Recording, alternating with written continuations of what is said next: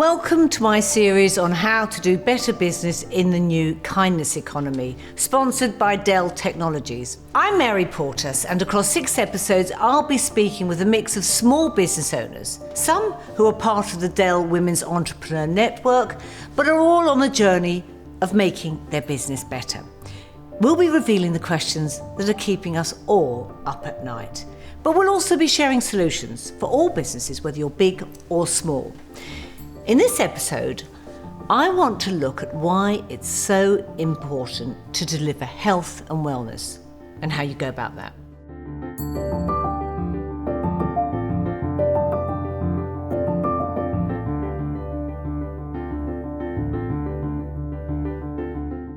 Don't worry, I'm not going to crack out the candles and start omming, but what I'm talking about here is how you can create and be part of a lucrative sector and put your business within it.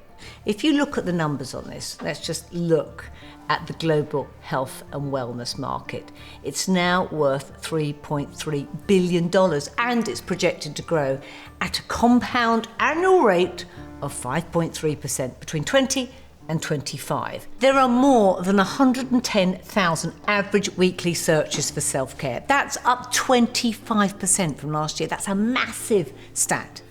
Social posts for self-care are up 33% and increased 14% when you talk about mental health. But you know what?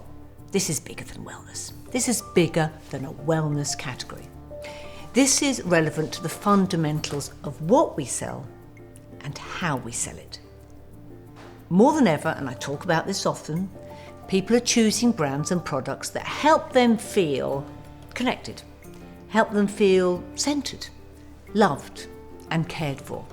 Now, I'm not talking about the toxic positivity, telling people to feel good when they don't. That is the last thing. We've all been there. Buck up, come on, you should be smiling. It's the worst thing. We're not talking about that. Nor is it about selling and marketing in that way. It has to go deeper. This is much more subtle. It's about understanding how people are feeling, and it's about understanding how you can do and cater to people's needs. And if that means creating a dress with pockets that lifts someone's spirits, then bloody well, why not? This doesn't have to be all high, energized omming. This is what we call at the Portas agency the era of the new gentle.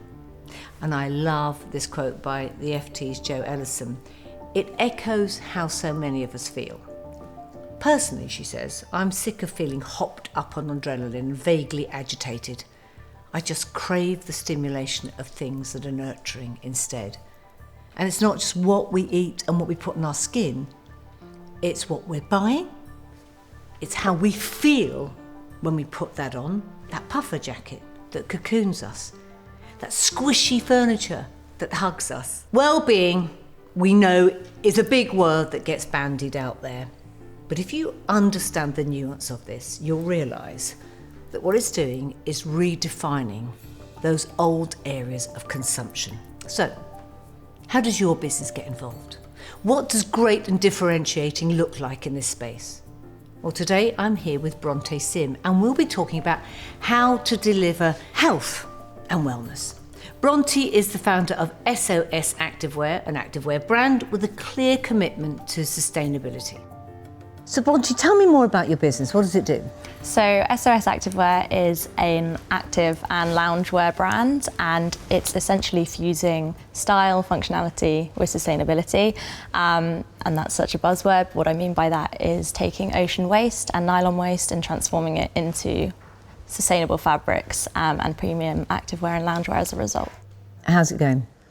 It's been up and down, truthfully. Yeah. I launched the website just before lockdown, so February 2020, and that was a real buzz initially. A lot of people were working out, going for the home workouts and online shopping, so it was really exciting, but obviously the follow effects from COVID means delays with manufacturing, and so things have slowed up recently. So Bronte, tell me, what's the sort of thing that's keeping you awake at night most? Yeah, so as SOS is already very established in the wellbeing space, and sustainability is a really strong part of what we're doing. I'm conscious that bigger brands are jumping on the bandwagon of these topics, greenwashing customers, and I want to know, how can I cut through that noise? Okay, so they're all going out there going, look at us, and they've got big campaigns. Yeah.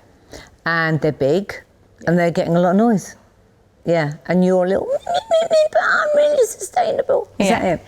Yeah, that's exactly it. As a smaller brand who hasn't got, the finance backing to push it and scream about it, and is doing far more than just sustainable fabrics. Okay, so I'm going to give you the answer you probably don't think I'm going to give to you. So I'm going to start first of all with the fact that this is the biggest shift that we have seen in consumerism, is that, and the sexiest part of it, is you've got to be a brand that's doing good and being seen to doing good and making good effect on people and our planet. What makes a great brand are two things. People want them. And this is future brands. People want them because they say something about them, that they're getting it right, and that they're good businesses, they're doing good. Those are the two key tenets of future modern brands. Good for me, good for the planet. The me always comes ahead of the planet. Humanity thinks about me. Doesn't matter how much we talk about Gen Zs and me and we, there is that, have I bought the right thing? And look, probably what we're all wearing at the moment or what we're doing is not completely sustainable. Right. I've looked at your site and I honestly think it's a bit earnest. So I think don't get hung up on that.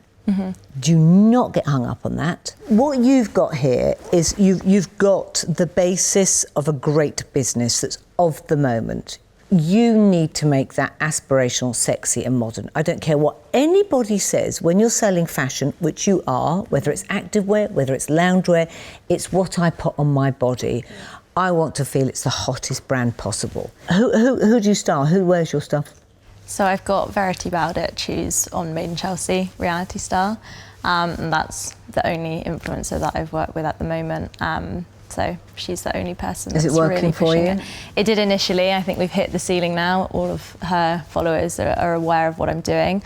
The problem is the cost with gifting more people, and I want it to be ambassadors long term. I would be looking at working with some great yogi teachers, some great Pilates, some great people that are parts of that well-being network. Have you gone to places like Try Yoga, to the studios? Have you? I've gone to a few studios and they're very welcoming, so it's definitely something I need to dedicate more time to. Once I've got the stock back from the manufacturers, it's my next sort of focus is locally in London because it's just perfect market. Be nimble, go in on places, go grassroots up and get people to love it. So go to the great yoga studios, go to the wellbeing spaces, go into those and say, can I have a small rail in here? I will give you an offer on doing this. And think creatively. I wouldn't even think twice about all the greenwashing that's going on there, because it will still continue.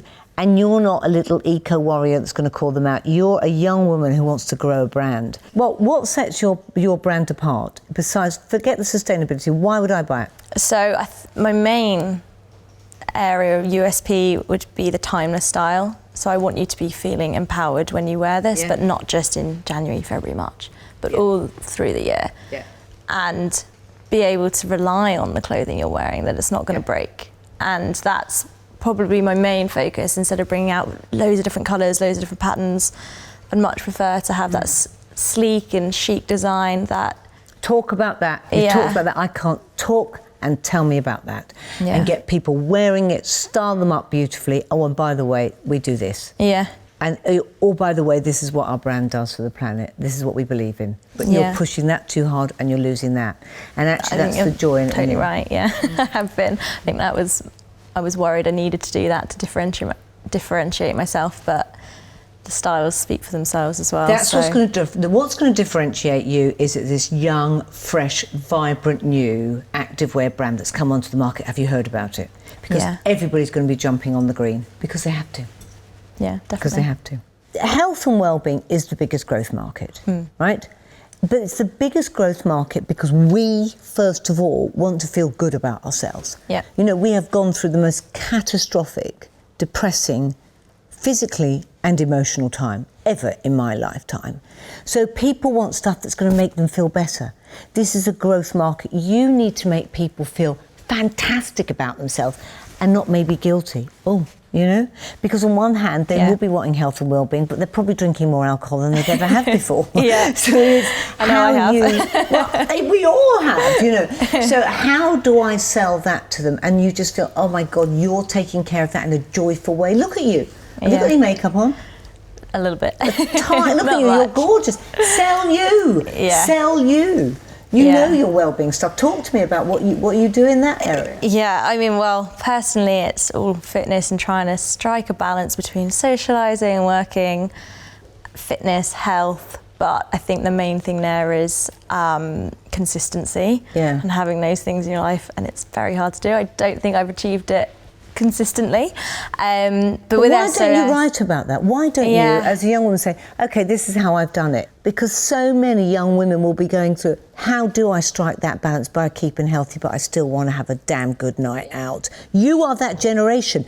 You are that. H&M can't take hold of that, and Sweaty Betty certainly can't take hold of that as some middle-aged women. Why don't you own your market in that way? Yeah. And well-being to a youth, Gen Z, you don't even know whether you're an early millennial. Probably work it out and find out about them and go out and sell your well-being dream that also knows that you don't have to be there earnestly with a cup of water. Yeah, absolutely. I think the future of SOS for me is to have communities going on a run club, but then going to brunch afterwards, and then going for gin and tonics afterwards. Then gin and tonics, yeah, exactly. Do you know what I mean? Yeah. That would be a disruptor in the market. We're lacking reality in my generation. Social media has not helped, and I try and deliver that on my social media. So I give about the hardships of starting a business, and it's actually that content gets the most engagement because it's just real.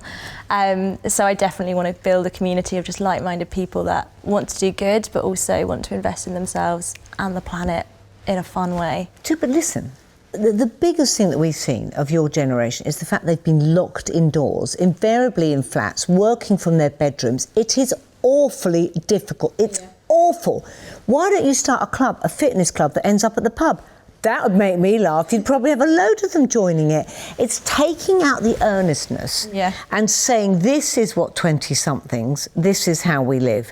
Market to the people you know and talk about your life, and don't get hung up on the greenwashing. I'm being a bit cheeky talking about the pub, but it is that balance on real life. And when I look at your site, I think, do I really just have to drink water? Yeah. And I'm a fit woman, a lot older, but I also have balance in my life where there are going to be nights where I'm going to have that bottle of wine. Yeah, definitely. So sell that dream to people and how they can do it. Yeah, totally agree.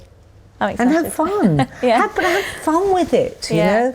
And if you look at so much, it's being honest, it's being open, and it's about really, you are that generation, connect with them. Yeah. And I wouldn't worry about the others. Great. Well, that's the end of the series, but I hope you've enjoyed listening, watching, and hopefully learning. I have, that's for sure.